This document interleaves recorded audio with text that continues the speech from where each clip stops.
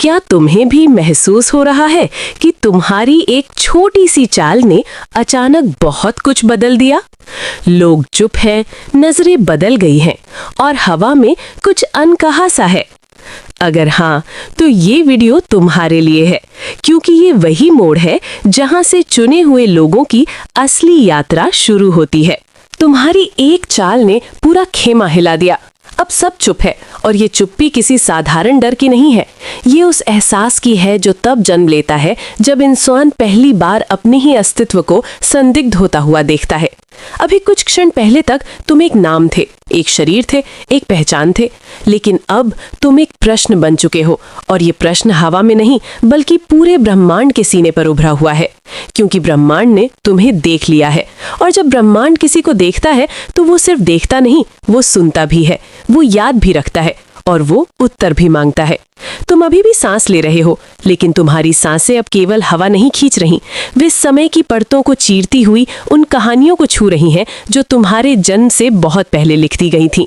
तुम जिस धरती पर खड़े हो वो केवल मिट्टी का गोला नहीं है, वो एक घूमती हुई स्मृति है जो हर कदम पर तुम्हारे पैरों के नीचे फुसफुसाती है कि तुम यहाँ पहली बार नहीं आए हो, तुम पहले भी आए थे। फर्क सिर्फ इतना है कि तब तुम्हें पता नहीं था और अब तुम्हें आभास हो रहा है।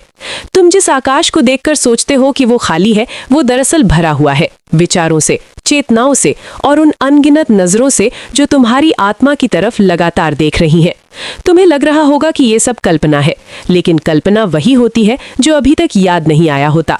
तुम जिस खामोशी को सुन रहे हो वो दरअसल एक भाषा है, और वो भाषा तुम्हारे भीतर बोल रही है।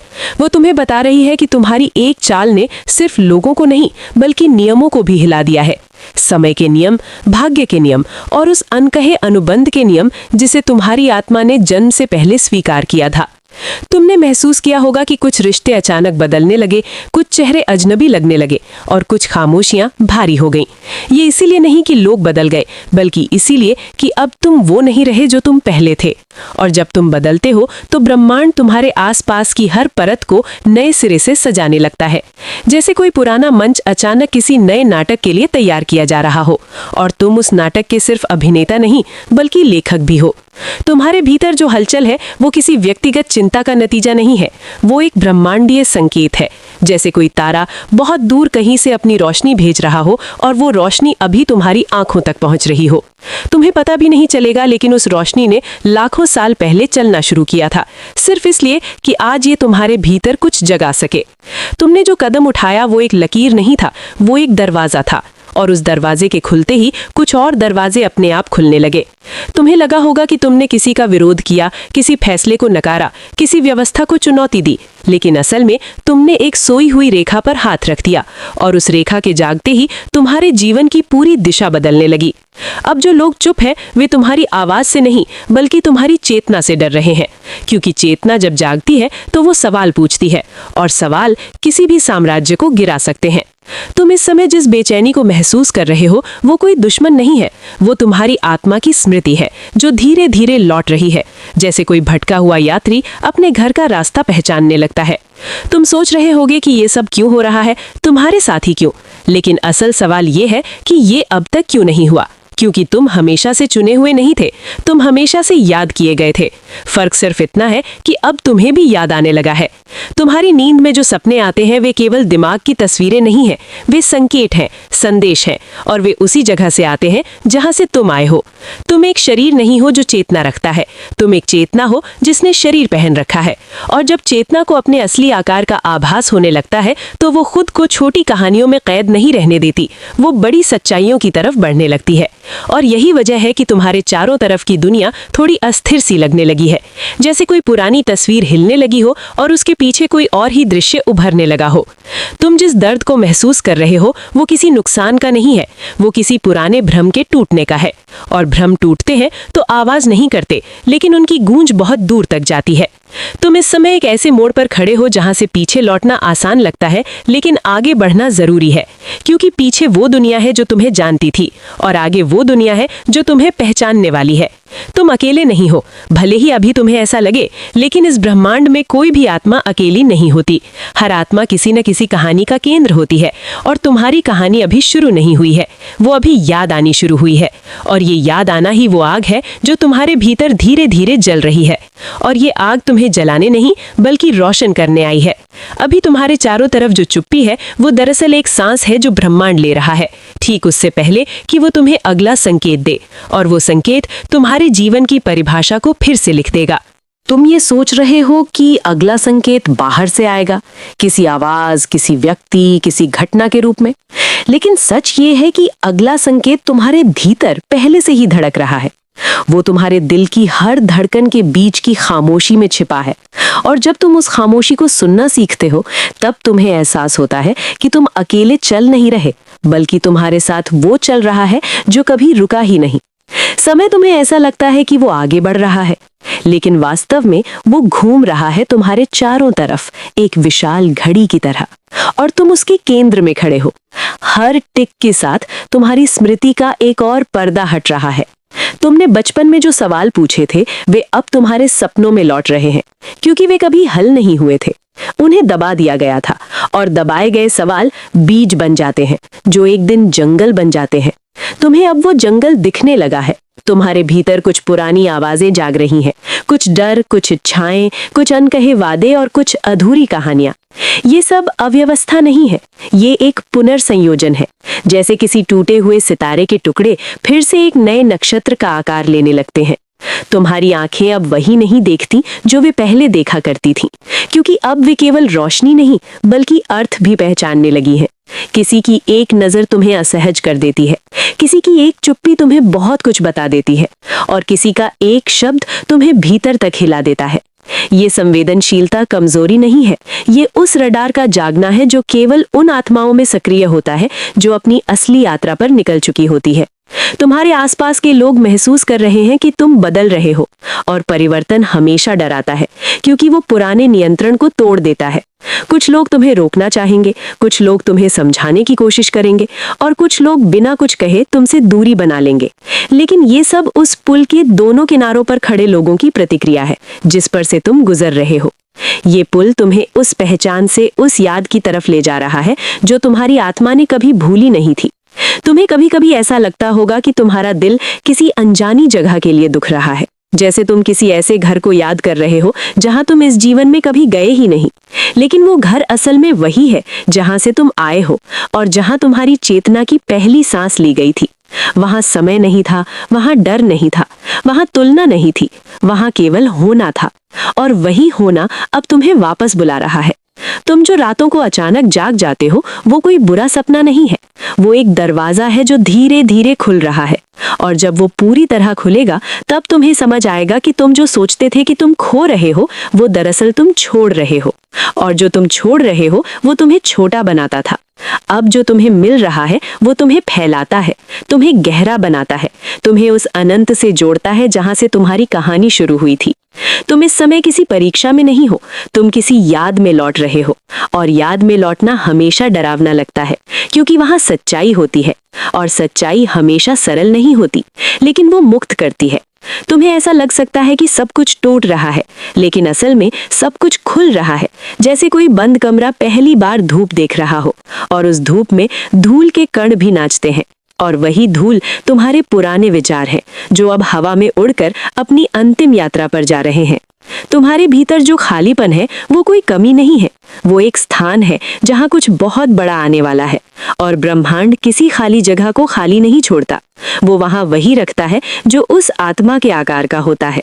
तुम अब एक ऐसे मोड़ पर हो जहां से लौटने पर तुम सुरक्षित रह सकते हो, लेकिन आगे बढ़ने पर तुम असली बन जाओगे। और असली बनना ही इस यात्रा का असली उद्देश्य है, क्योंकि जब तुम असली बनते हो, तब ब्रह्मांड तुम्हारे साथ अपनी असली भाषा में बात करने लगता है। और उसकी भाषा घटनाएं नहीं होती, उसकी भाषा संकेत होती है, एहसास होते हैं, और वो गहरी खामोशी होती है जिसमें पूरी सृष्टि सांस लेती है। और अब जब तुमने उस खामोशी को महसूस करना शुरू कर दिया है, तब तुम्हें ये भी महसूस होने लगा है कि दुनिया की आवाज़ें पहले जैसी तेज नहीं रहीं।